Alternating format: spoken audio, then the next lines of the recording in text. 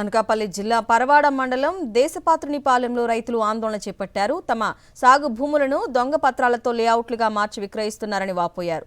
సుమారు 60 ఎకరాల భూమిని సాగర్ లేఅవుట్ పేరుతో ప్లాట్లుగా విభజించి విక్రయిస్తున్నారని తెలిపారు.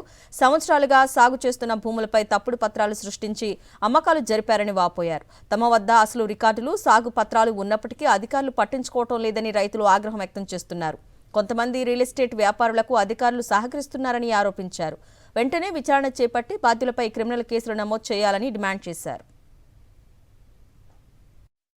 కొంతమంది వ్యక్తులు వాళ్ళ డాక్యుమెంట్లు పట్టుకొని వచ్చి మాకు ఇక్కడ ప్లాట్లు ఉన్నాయి, మాకు ఇక్కడ మొత్తం లేఅవుట్ ఉంది అని చెప్పేసి మమ్మల్ని ఇబ్బంది పెట్టడం జరిగింది.